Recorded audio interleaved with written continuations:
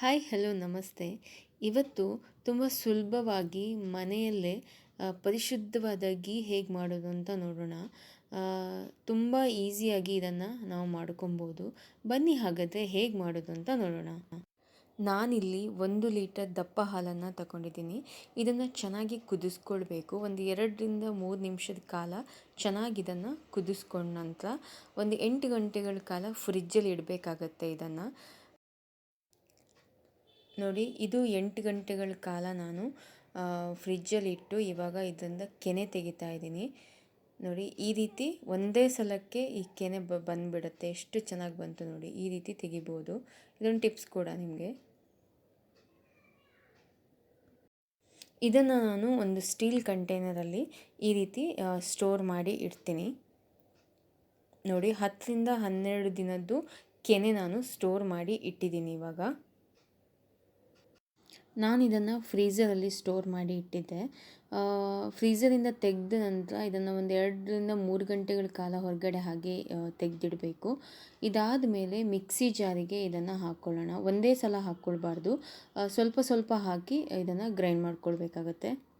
ನಾನಿವಾಗ ಇದಕ್ಕೆ ಫ್ರಿಜ್ಜಲ್ಲಿ ಇಟ್ಟಿದಂತಹ ಕೋಲ್ಡ್ ನೀರನ್ನು ಹಾಕ್ತಾಯಿದ್ದೀನಿ. ಕೋಲ್ಡ್ ನೀರು ಹಾಕೋದ್ರಿಂದ ಬೆಣ್ಣೆ ಚೆನ್ನಾಗಿ ಸಪ್ರೇಟಾಗಿ ತುಂಬ ಚೆನ್ನಾಗಿ ಬರುತ್ತೆ ಅಂತ.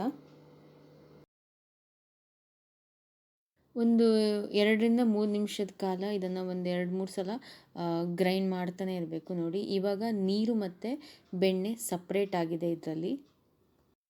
ಇದನ್ನು ನಾನಿವಾಗ ಬೇರೆ ಪಾತ್ರೆಗೆ ಹಾಕ್ಕೊಳ್ತೀನಿ. ಸೊ ಇದೇ ರೀತಿ ಉಳಿದಿರೋವಂಥ ಕೆನೆ ಏನಿದೆ ಅದನ್ನು ಇದೇ ರೀತಿ ನಾವು ಗ್ರೈಂಡ್ ಮಾಡ್ಕೊಳ್ಬೇಕಾಗತ್ತೆ. ನೋಡಿ, ಒಂದು ಸಲ ಹಾಕಿದ್ರಲ್ಲಿ ನನಗೆ ಇಷ್ಟು ಬೆಣ್ಣೆ ಸಿಕ್ಕಿದೆ ಇವಾಗ. ಈಗ ಉಳಿದಿರೋಂತಹ ಕೆನೆನ ಮಿಕ್ಸಿ ಜಾರಿಗೆ ಹಾಕ್ಕೊಳ್ತಾ ಇದ್ದೀನಿ. ಅದರ ಜೊತೆಗೆ ಕೋಲ್ಡ್ ಆಗಿರೋ ನೀರನ್ನು ಕೂಡ ಹಾಕಿ ಅದೇ ರೀತಿ 1-2 ರಿಂದ 3 ಸಲ ಗ್ರೈಂಡ್ ಮಾಡ್ಕೊಳ್ಬೇಕು. ನೋಡಿ, ಎಷ್ಟು ಚೆನ್ನಾಗಿ ಬೆಣ್ಣೆ ಸಪ್ರೇಟಾಗಿ ಬಂದಿದೆ.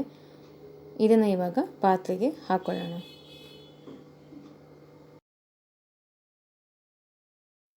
ನೋಡಿ, ನನಗಿವಾಗ 2 ಸಲ ನಾನು ಏನು ಗ್ರೈಂಡ್ ಮಾಡಿದ್ದೋ ಅದು ನನಗೆ ಇಷ್ಟು ಬೆಣ್ಣೆ ಸಿಕ್ಕಿದೆ. ಇದನ್ನು ನಾವು ಒಂದು 2 ರಿಂದ 3 ಸಲ ಚೆನ್ನಾಗಿ ತೊಳ್ಕೊಳ್ಬೇಕಾಗತ್ತೆ. ಇದಕ್ಕೂ ಕೂಡ ನಾನು ಕೋಲ್ಡ್ ನೀರನ್ನೇ ಯೂಸ್ ಮಾಡಿದ್ದೀನಿ. ಅಂದರೆ ಏನಾದರೂ ಸ್ಮೆಲ್ ಇರುತ್ತಲ್ವ ಅಥವಾ ಹುಳಿ ಅಂಶ ಏನಾದರೂ ಇದ್ದರೆ ಅಂತ ಚೆನ್ನಾಗಿ ಇದನ್ನು ತೊಳ್ಕೊಳ್ಬೇಕು. ನೋಡಿ, ಕೊನೆಯದಾಗಿ ನಾನು ಮತ್ತೊಂದು ಸಲ ಇವಾಗ ಇದನ್ನು ಕ್ಲೀನ್ ಮಾಡ್ಕೊಳ್ತಾ ಇದ್ದೀನಿ. ಇದಾಗಿದೆ ಇವಾಗ. ನೋಡಿ, ಇಷ್ಟು ಚೆನ್ನಾಗಿ ಕ್ಲೀನಾಗಿ ಇವಾಗ ಬೆಣ್ಣೆ ರೆಡಿಯಾಗಿದೆ. ಈಗ ಇದನ್ನು ನಾವು ತುಪ್ಪ ಮಾಡಿಕೊಳ್ಬೇಕು. ನಾನಿಲ್ಲಿ ಒಂದು ಕಡಾಯಿಯನ್ನು ತಗೊಂಡಿದ್ದೀನಿ. ಅದಕ್ಕೆ ಡೈರೆಕ್ಟಾಗಿ ಬೆಣ್ಣೆಯನ್ನು ಹಾಕ್ತಾಯಿದ್ದೀನಿ. ಇದು ಫುಲ್ ಕರಗಬೇಕು ಇವಾಗ. ಮೀಡಿಯಮ್ ಫ್ಲೇಮಲ್ಲೇ ಇಡಬೇಕು ಇದನ್ನು. ನೋಡಿ, ಇದಿವಾಗ ಕರಗ್ತಾ ಇದೆ. ಇದನ್ನು ಮೀಡಿಯಮ್ ಫ್ಲೇಮಲ್ಲೇ ಇಟ್ಕೊಂಡು ಕರಗಿಸ್ಕೊಳ್ಳಿ. ಈಗ ನಾನು ಇದಕ್ಕೆ ಒಂದು 3 ರಿಂದ 4 ತುಳಸಿ ಎಲೆಯನ್ನು ಹಾಕ್ತಾ ಇದ್ದೀನಿ.